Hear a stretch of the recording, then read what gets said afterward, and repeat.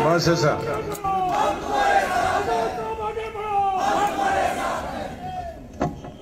हमारे साथी और डोडा कॉन्स्टिट्यूंसी के साबका एमएलए, साबका वजीर अब्दुल मजीद वानी साहब इसी चनाब वैली से इंदरवाल के एमएलए और साबका वजीर जम सरूरी साहब चनाब वैली के ही तीसरे कोने से बानहाल जो अपनी ताज़ा हवाओं के लिए हमेशा ही मशहूर रहा है और हमारे काबीना में रहे वजीर वकार रसूल साहब, डिस्ट्रिक्ट कांग्रेस कमेटी के प्रेसिडेंट शेख मजीद साहब, हमारे रामबन से एमएलए रहे मेरे वक्त में अशोक कुमार साहब, भादरवा से एमएलसी नरेश गुप्ता साहब और डीसीसी प्रेसिडेंट बहुत अरसे तक रहे, और इसी असर एरिया से हमारे एमएलसी साबका श्यामलाल भगत साहब, यहाँ मौजूद म्यूनसिपल कमेटी के डोडा म्यूनसिपल कमेटी के सभी मेंबरान, डिस्ट्रिक्ट के और इस कॉन्स्टिट्यूंसी के खास तौर से डीडीसी के मेंबरान, बीडीसी के चेयरमैन और बीडीसी के सभी मेंबरान, सरपंच साहिबान, नायब सरपंच साहिबान, पंच साहिबान और डिस्ट्रिक्ट और ब्लॉक कांग्रेस कमेटी के सभी साथियों और दूर के सभी गांवों से आए हुए मेरे भाइयों, नौजवान साथियों, चंद बहनें भी नजर आती हैं दूर। इस ठंड के महीने में मैंने शायद दिसंबर में ये पहली दफा जिंदगी में कोई मीटिंग यहाँ डोडा में की, और कुछ दिनों में नया साल आने वाला और तकरीबन मेरी सभी मीटिंगें पिछले 1.5 महीने से, चाहे वो वादी में हुई या चिनाब वैली में हुई या कठवा में हुई, इस ठंड के महीने में ही हुई। बहुत सारे लोग, जब मैंने ये मीटिंगें शुरू की तो दूसरी पार्टियों ने सोचा कि शायद इलेक्शन आ गए हैं तो वो भी कूद पड़े मैदान। चलो अच्छा हुआ, इसी बहाने तो उनका भी चक्कर हो गया। लेकिन असली मेरे आने का मकसद इलेक्शन से नहीं था, क्योंकि हर दफा जब पार्लियामेंट गर्मियों में खत्म होता था तो मैं रियासत के किसी न किसी इलाके का दौरा करता था। लेकिन 2019 अगस्त के बाद पहले तो बजट सेशन लंबा चौड़ा चला और उसके बाद बरसात का मौसम चला और बरसात अपने साथ तूफान ले आया। 5 अगस्त 2020 एक ऐसी अनहोनी बात हुई जो हमने कभी ख्वाब में नहीं देखा था, कभी सपना नहीं देखा था कि हिंदुस्तान की सबसे पुरानी रियासत 250 साल पहले जो रियासत बनी थी 1846 में, और वो 250 साल पुरानी रियासत को इस तरह से टुकड़े किए जाएंगे दो हिस्से किए जाएंगे और दोनों हिस्सों को यूनियन टेरिटरी की शक्ल दी जाए। गुज़िश्ता 75 वर्षों से जितनी भी स्टेटें बनी हैं, यूनियन टेरिटरी को प्रमोट करके रियासतें बनी।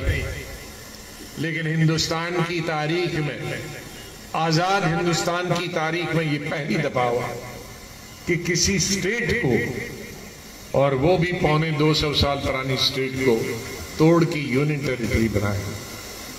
एक बहुत बड़ा अलमिया था। दफा 370 का बहाना था, लेकिन आहिस्ता आहिस्ता अब पिक्चर साफ जाहिर हो रही है। 370 को क्यों खत्म करना था, स्टेट को यूटी क्यों बनाना था, इसको मरकज की तहवील में क्यों लेना था, यहां की जमीन पे कैसे कब्जा करना था, ये साफ आहिस्ता आहिस्ता हर दिन और हर हफ्ते और हर महीने पता चल रहा है। कई बहाने किए गए, बताया गया कि यहां डेवलपमेंट नहीं होती थी बाकी स्टेटों के मुकाबले में। लेकिन मैंने पार्लियामेंट के अंदर इसी सरकार की किताब ली और उसमें मैंने बताया कि हमारे मुल्क के जो कई तामीर और तरक्की के पैमाने हैं, मापदंड हैं, जिनको मरकजी सरकार मापती है, चाहे तालीम के लिहाज से हो, चाहे सेहत आमा के हिसाब से हो, चाहे पढ़ाई के हिसाब से हो, चाहे छोटे बच्चे 1 साल के अंदर मरे उनकी तादाद के हिसाब से हो, 5 साल की उम्र के अंदर बच्चे मरे उनकी तादाद से हो, हमला औरतों के मरने की तामीर हो, ये तादाद हो, तो जो मुल्की पैमाना है उसमें 40 जगह हम मुल्क से ज्यादा अच्छा बेहतर करते हैं। तो हमने बताया सदन में, पार्लियामेंट में, तो फिर पूरे मुल्क को यूटी बना दो, क्योंकि वो हमसे बहुत कम है। लेकिन जवाब नहीं था सरकार, क्योंकि वो बहाना था। और मैंने पार्लियामेंट में एक कहानी सुनी, वहां उनको ज्यादा समझ नहीं आई, मुझे समझाना पड़ा, क्योंकि वहां का सिलेबस, जो हिंदुस्तान के अलग अलग सूबों से एमपी आते हैं, उनका सिलेबस अलग था। लेकिन आपका और हमारा सिलेबस तो, मैं भी गांव में आपकी तरह पढ़ा, एक ही था। मेरे हम उम्र जो हैं और मुझसे छोटे भी जो हैं 5-10 साल, उन्होंने भी पढ़ा होगा। अभी 15-20 साल में तो सिलेबस चेंज हो गया। ये हमारी 6ठी क्लास में अंग्रेजी में एक कहानी थी, Why are you making my water muddy? अभी है कि नहीं? अभी नहीं है? आज के सिलेबस में नहीं, हमारे सुरुड़ी साहब वगैरह के वक्त में था साहब। और उसका उर्दू तर्जमा था कि एक भेड़िया था, भेड़िया जंगल में ऊपर से नीचे आ रहा था और नीचे से भेड़ का बच्चा जा रहा था। तो भेड़िए को उस भेड़ के बच्चे पर नजर पड़ी, कहा इसकी मां तो साथ नहीं है, अकेला है, इसको मैं खा जाऊंगा, लेकिन खाने से पहले कोई बहाना करो।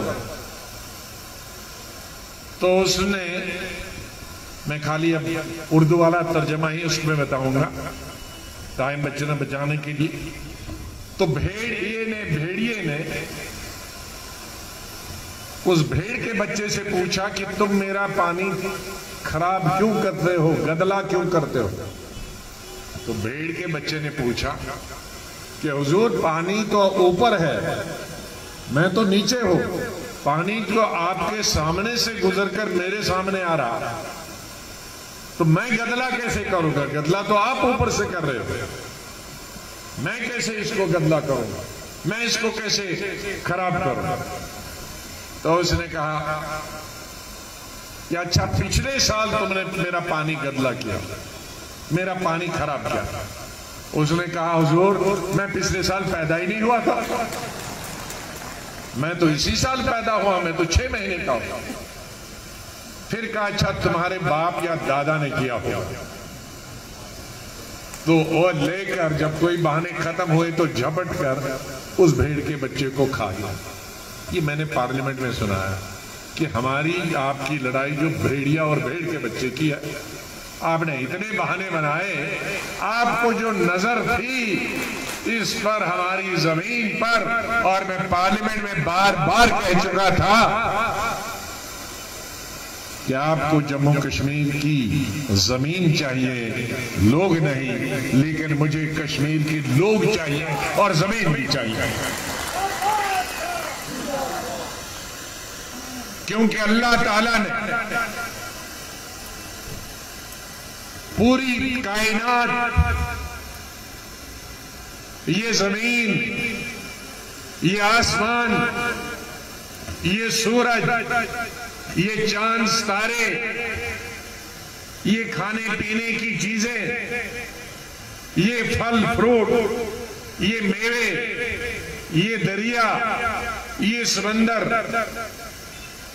ये चश्मे, अल्लाह ने सिर्फ ये इंसान के लिए बनाए। इंसान को सबसे बड़ा आदमी बनाया है कि इसी के लिए मैंने जो पूरी कायनात दुनिया है बनाई इंसान के लिए। इसलिए ये पहाड़ जो बने हैं, ये जमीन भी हमारे लिए, इंसान के लिए अनाज पैदा करने के लिए बनी। लेकिन सरकार को, केंद्रीय सरकार को सिर्फ जमीन चाहिए। यहाँ के लोग भूखे रहें, नंगे रहें, प्यासे रहें, अनपढ़ रहें, जाहिल रहें, उनके कपड़े बदन पे हो या ना हो, उनके बिजली हो या ना हो, उससे कोई मतलब नहीं। मैं 3 साल से देख रहा हूं, 2.5 साल से, सिर्फ जमीन कहाँ है उसका हिस्सा रखो, इसका हिस्सा रखो। चाहे वो रोशनी जमीन है वो छीन लो, घास चराई जमीन है वो छीन लो, जंगलात की जमीन है वो छीन लो, खालसा सरकार की जमीन है वो छीन लो, और जरा अपनी जमीन भी है उस पे सड़क बनाओ तो छीन लो। जरा जमीन ज्यादा है तो उसका और कुछ स्कूल के लिए वो छीन लो। ये है कि भिखारी जम्मू कश्मीर के लोगों को बनाना है, तब तक नहीं छोड़ना है, ये मकसद है।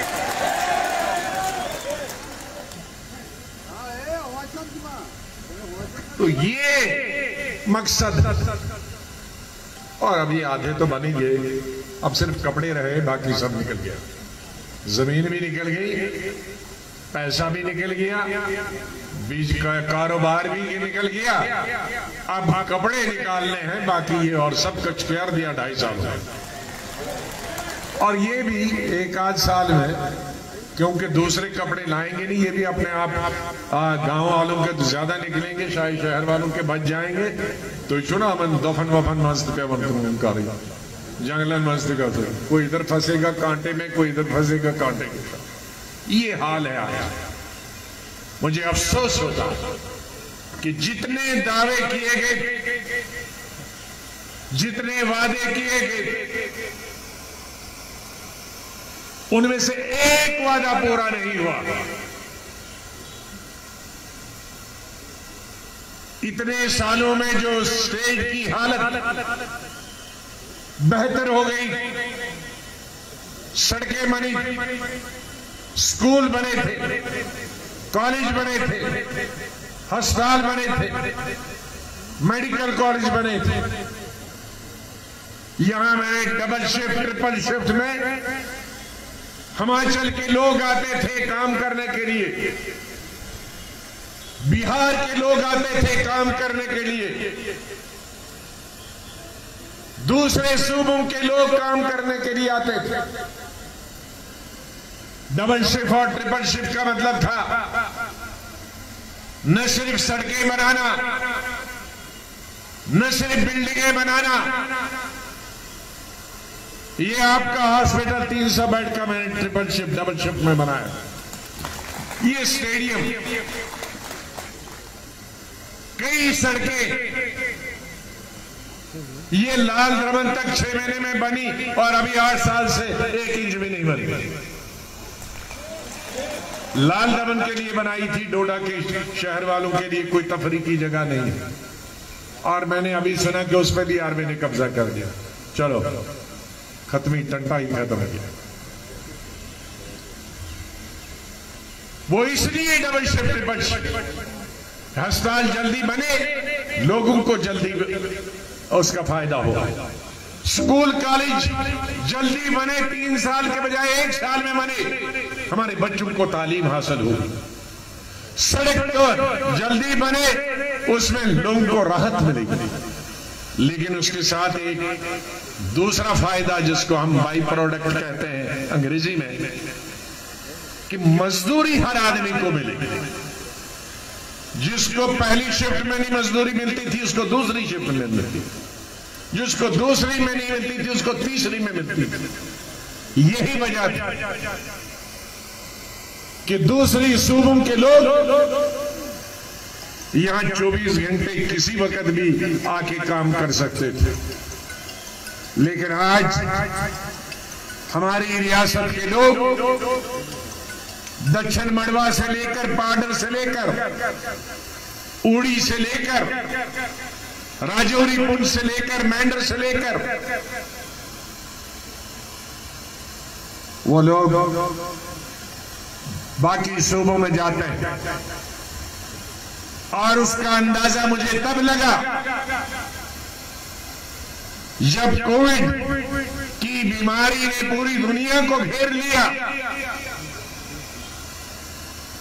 पूरे हिंदुस्तान को अपनी लपेट में ले लिया। तो मैं अपनी पार्टी की तरफ से चेयरमैन बनाया गया था, उसको रेख देख करने के लिए पूरे मुल्क में कि कहां कोई बीमार है उसको इलाज करने का बंदोबस्त किया जाए, कहीं ऑक्सीजन का बंदोबस्त किया जाए। तब मालूम हुआ कि तकरीबन 30 स्टेटों और यूनियन टेरिटरीज में जम्मू कश्मीर के लोग मजदूरी काम करते हैं। तकरीबन 35 में से। नो, ये शर्म की बात है, ताली बजाने, ये रोने की बात है। हमारे स्टेट हमारे वक्त में मजदूरी करने बाहर बंद हो गया था। उससे पहले जाते थे, चंडीगढ़ जाते थे, शिमला जाते थे, पंजाब जाते थे। लेकिन जब हमने यहां काम के दरवाजे खोल दिए, सड़कों का जाल बिछाना शुरू कर दिया, स्कूलों कॉलेजों का जाल, अस्पतालों का जाल बिछाना, कोई कारपेंटर बाहर नहीं जाता था, कोई मेसन बाहर नहीं जाता था, कोई ठेकेदार मेट नहीं जाता था, कोई मजदूर नहीं जाता था, आते थे दूसरे से। लेकिन तब मालूम हुआ, क्योंकि जब मैं स्टेटों से राब्ता करने लगा, चाहे वो बीजेपी की सरकार थी, सीपीएम की सरकार थी, किसी इलाकाई पार्टी की सरकार थी, तो उन्होंने कहा हुजूर आपके स्टेट के भी यहां हैं, कईयों को खाना दिलवाया, कईयों को राशन दिलवाया। लेकिन मेरे कहने का मकसद है कि जो हमारी 35-36 स्टेटें हैं और यूनियन टेरिटरीज हैं, उनमें तकरीबन 35 में से 30-32 का मैं हमारे लोग यहां मजदूरी करने के लिए जाता। ये हाल है। तो भिखारी बना दिया स्टेट को यूनियन टेरिटरी बना के। और जो छोटी छोटी हमारी, मैं पार्लियामेंट में कई दफा कह चुका हूं, आपको भी कह चुका हूं, पूरे हिंदुस्तान में अगर सबसे कम जमीन है खेती के लिए वो जम्मू कश्मीर में, क्योंकि हमारा 80-90% रकबा है वो या पहाड़ है या जंगलात या दरिया। 10-15% में हमारे मकानात भी हैं, दफातर भी हैं, स्कूल कॉलेज भी हैं, इंडस्ट्रियां भी हैं, सड़कें भी हैं। सड़कें बहुत जरूरी हैं, लेकिन अभी जो हम सब सरकारों ने किया, लोगों के लिए किया, पूरे मुल्क में 2 लेन 4 लेन 6 लेन 8 लेन, उसमें हजारों एकड़ जमीन चली जाती। इस जितनी बड़ी सीटें हमारी सड़कें बनती हैं, उतने ही हजारों की तादाद में, लाखों की तादाद में लोग बेजमीन हर साल हो जाते हैं। लेकिन बाकी रियासतों में फर्क नहीं पड़ता, लेकिन हम यहां हमारी स्टेट में बेजमीन पहले ही से है, अब सिर्फ घर उठा के सड़कें बनाई जा रही है। तो हम हर साल हजारों लोगों को बेघर और बेजमीन बना देते हैं। इसलिए ये वाजिब है। हमारी सरकार ने 2006 में, जब यूपीए की सरकार, मनमोहन सिंह जी वजीर आजम थे, मैं उसमें वजीर, हमने एक कानून लाया था पूरे हिंदुस्तान के लिए कि जंगलों में जितने भी लोग हैं, जंगलात में, पूरे हिंदुस्तान में शेड्यूल ट्राइब के लोग, हमारे तो यहां शेड्यूल ट्राइब गुज्जर बकरवाल है, लेकिन हिंदुस्तान में शेड्यूल ट्राइब कोई मुसलमान नहीं है, हमारे हिंदू भाई हैं, जिनकी तादाद तकरीबन 10% है पूरे हिंदुस्तान में। तो शेड्यूल ट्राइब के लिए 2006 में हमने कानून बनाया कि जो भी लोग जंगलात में हैं वो खेती भी कर सकते हैं,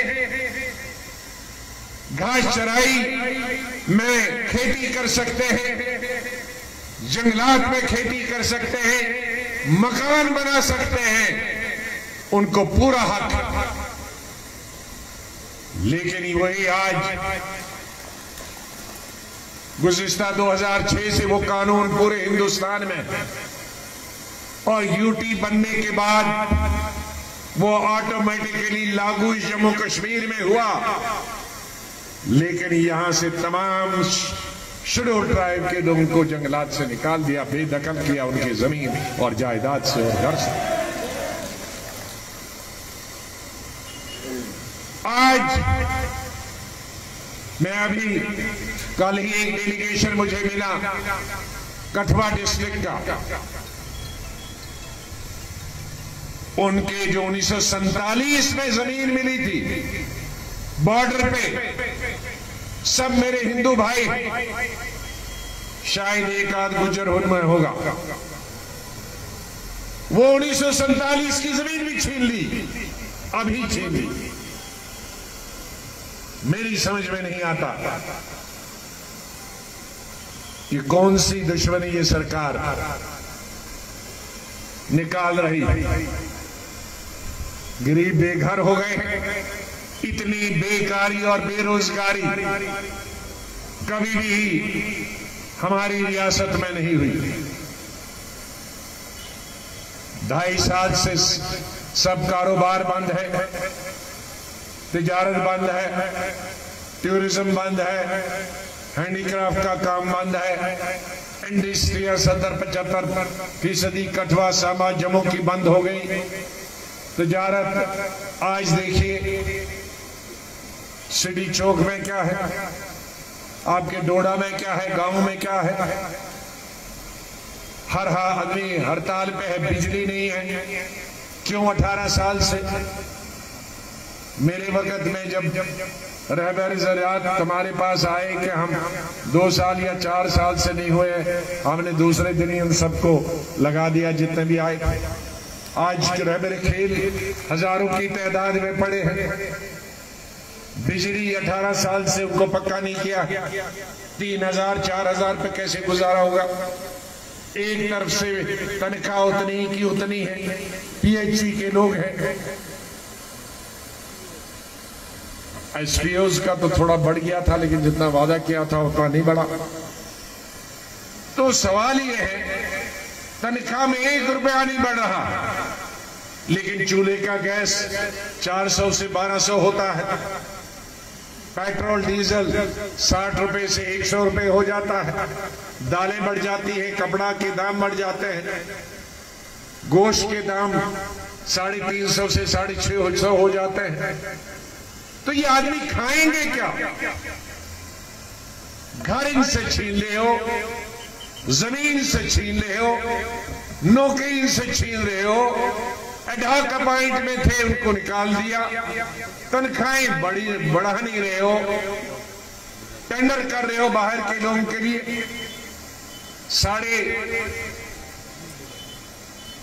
जम्मू शहर में शराब की दुकानें 250 यहीं के हमारे भाई थे। 99% उसमें मेरे हिंदू भाई थे, कुछ सिख भाई थे। नई पॉलिसी बनाई कि बाहर के लोग आएंगे, और पुरानों में से 230 बाहर के चले गए, और ये 60-60 70-70 साल से उनके परिवार चले गए। यहां हमारी कोई इंडस्ट्री नहीं है। हमारे बताया गया था यूटी बनाते वक्त बाहर के लोग आएंगे, बाहर का लोग नहीं आया। हमारी यहां खदानें थी, कश्मीर के अंदर खदानें थी, जम्मू के अंदर खदानें थी, रेत थी, बजरा था, वो हमारे लोकल ठेकेदार लेते थे। जम्मू के आसपास के, कठवा के, उधमपुर के, शायद इधर चिराग वैली में भी, और मजदूरों को मजदूरी मिलती थी। कल आरएसपुरा का डेलीगेशन मिला कि हमारे यहां जम्मू में 1 लाख ट्रैक्टर है जो ये काम करता था। यहाँ के जम्मू के ठेकेदार, उनको जब सरकार उनको देती थी रेत निकालने दरिया से, तो ये 1 लाख जो हमारे ये ट्रैक्टर वाले हैं, ये ट्रैक्टर वालों को रोजगार मिलता था। लेकिन इस स्टेट ने ई टेंडर कर दिया, अब सब के सब बाहर के आ गए, पंजाब हरियाणा के आए, तो यहाँ के ठेकेदार भी घर बैठ गए, 1 लाख ट्रैक्टर चलाने वाले भी बैठ गए। तो ये स्टेट को बेचने का काम